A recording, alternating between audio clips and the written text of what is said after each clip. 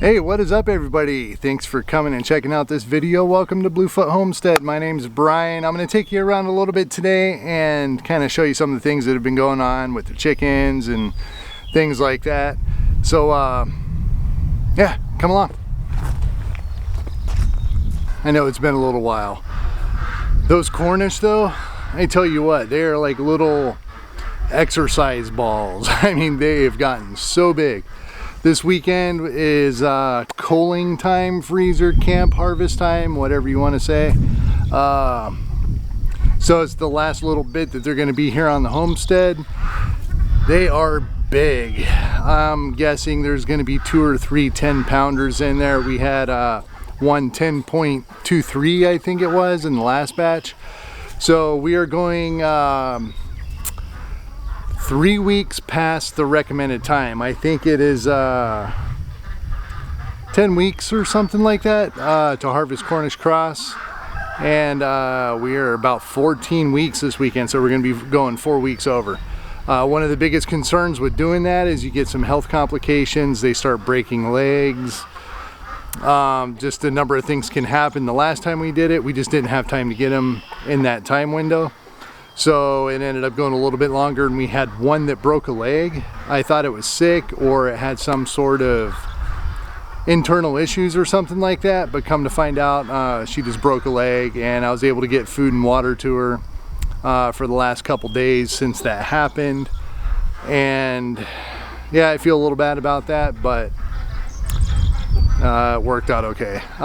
So anyway, these guys, every single one's nice and healthy. We only have 2 more days to go, so I've got my fingers crossed. Hopefully they'll stay nice and healthy and we'll get some gigantic meat birds.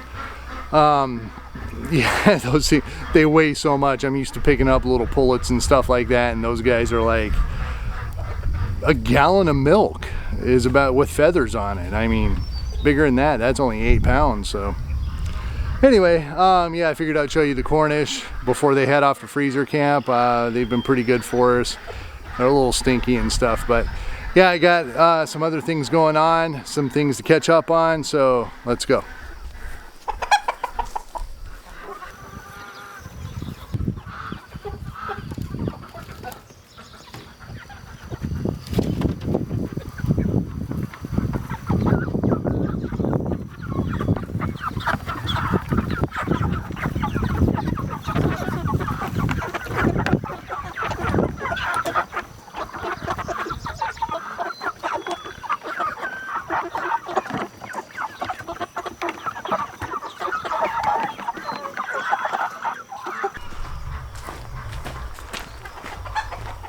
Hello, buddies.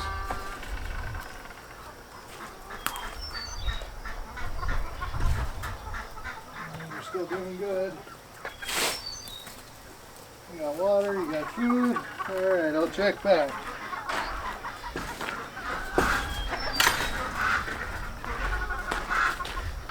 So a little bit of an update. We had our ducks. We still have our ducks, as you can hear. I'll try to stay kind of close. Let's see here. Yeah, I'll do that. How's that work? Yeah, they are full grown. One of our male ducks is bigger than the original female we have, so I'm guessing they're about full grown. It's a little bit past the time for culling them, but I think we're going to do it anyway. We got to get on that and get the girls, really. I don't know how we're going to do it yet, but definitely taking 1 or 2 of them. I have the one female at first, I think 2 more females and 3 males in the 5 that we got. So let me go ahead and let these guys out. They want to get out.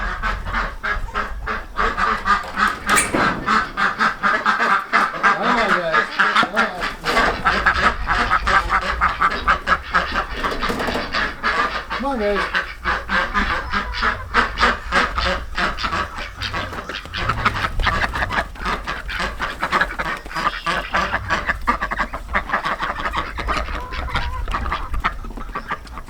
There we go.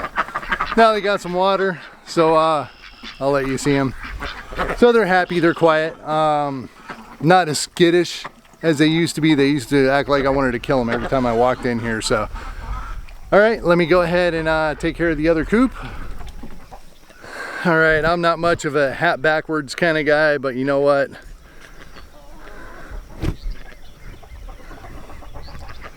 It kind of works because of the sun and the shadows and stuff like that. Anyway, so this is one thing that's been a little bit of a concern. The last video I was talking about dialing it back a little bit, not breeding so much. We have a lot of chickens right now, and not having a name for the homestead out online and around town. Nobody knows to really come for us. So it's been a little bit of a challenge getting rid of them. I've put up flyers around like on the pegboards in restaurants and Lowe's, Home Depot. A lot of them get taken down. I think we've gotten one response for having about 6 different flyers out, so that didn't really pay off either. So my little Polish back here, if you can see, where is he? Right there. Doesn't really want to participate in the old breast chicken games. So what I did, I had 2 brooder boxes with a lot of chicks in it. They outgrew it. I had nowhere to really put them. I was going to put them in a chicken tractor. Raccoon got all of our chickens in the chicken tractor, so the chicken tractor idea is out for now at least. So I have 2 other coops, both breeding flocks. It was 6 hens and 7 hens, or 7 and 7. It was 6 and 8 for a little bit. It kind of all over the place. Every once in a while one will jump the fence. Anyway, so I had to get a stationary thing. I was going to build another coop. I have all the materials for it, bought everything, have it laid out, got my fence posts laid out and everything, and decided, you know what? I think 3 chicken coops is enough. Actually 4. 5 if you want to include the breast. So that's enough. I don't really need to go past that. So I oversized everything. I oversized the coops. I oversized their run that they have here. It's good for 50 chickens. So I've only got 7 or 8, and constantly checking for ticks. They're ready to come out. I'm going to get to them.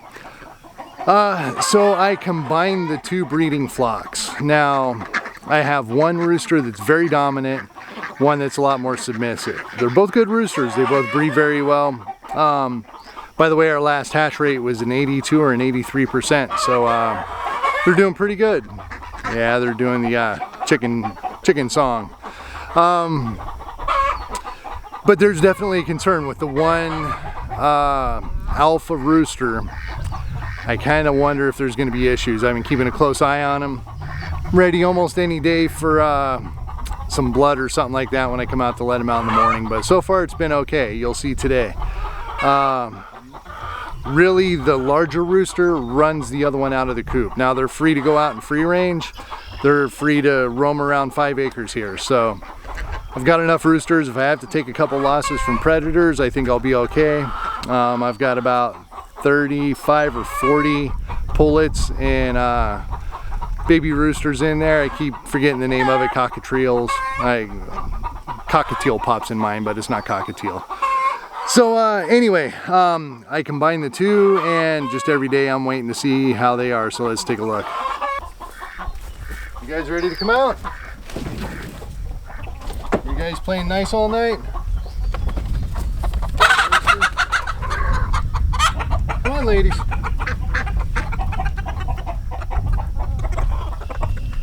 There's my big boy. Nice looking rooster. Bark. How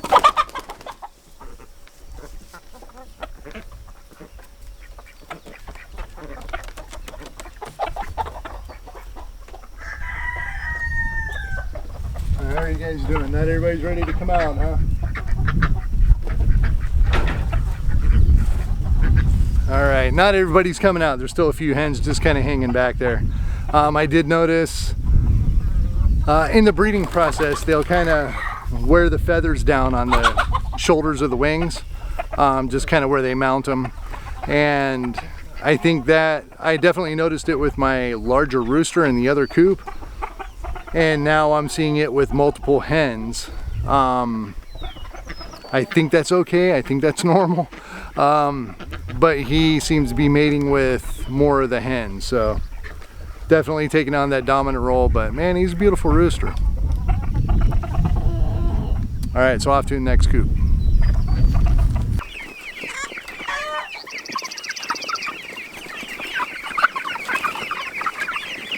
All right, so this is my latest coop here.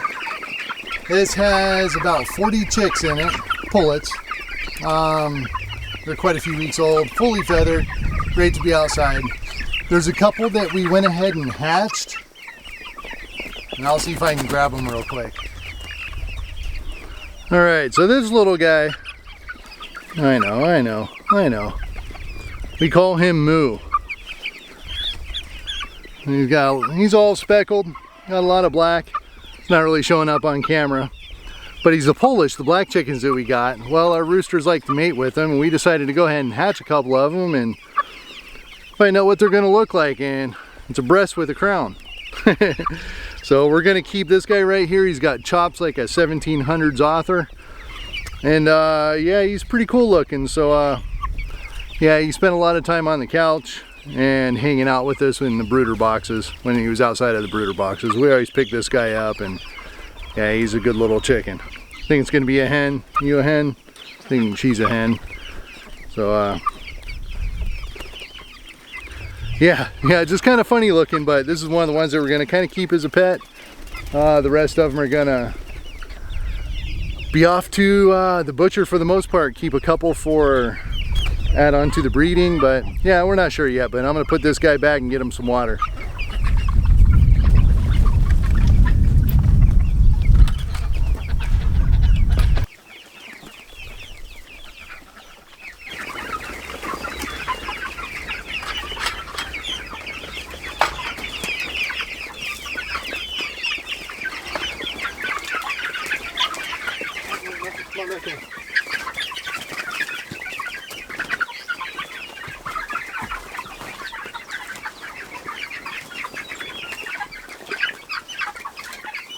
Yeah, there's water. Water.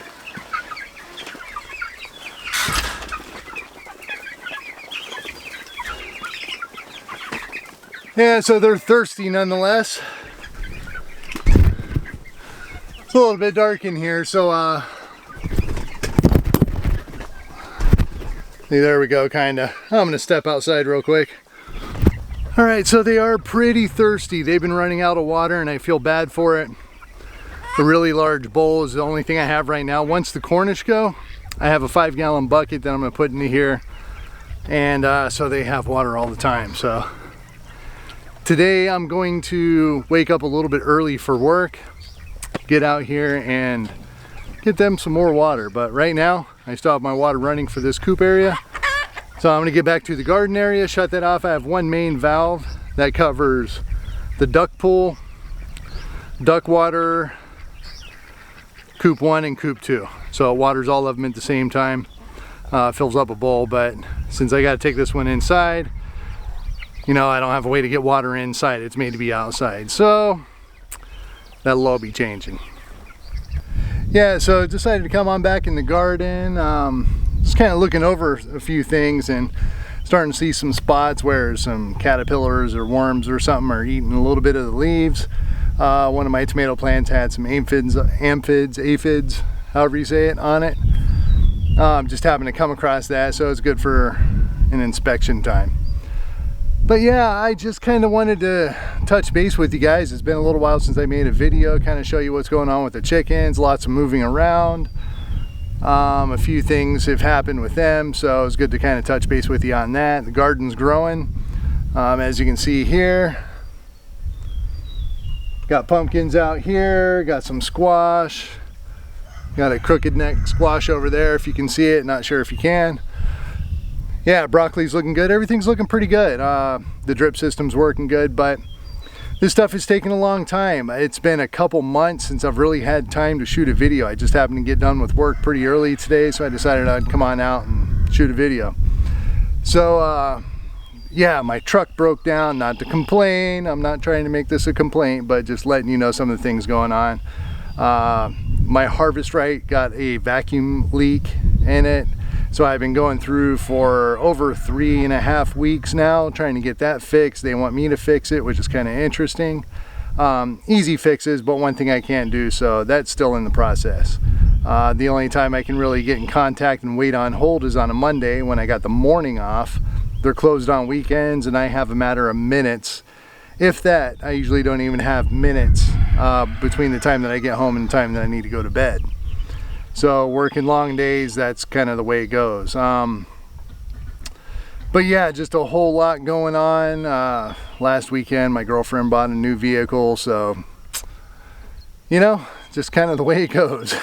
But hopefully I'll get a little more time in here to get you guys some content, show you what's been going on, give you some updates, and talk about some things. So there's a topic I've been thinking about lately I'd like to shoot a video on that might be coming up here. So yeah, definitely stay tuned for that. But yeah, that's what's going on the homestead recently. I really do appreciate you checking this out, and if you like to keep in touch with some of the things that I'm doing around here, hit that subscribe button. I'd appreciate it. But yeah, that's what's going on. So until next time, take care and peace.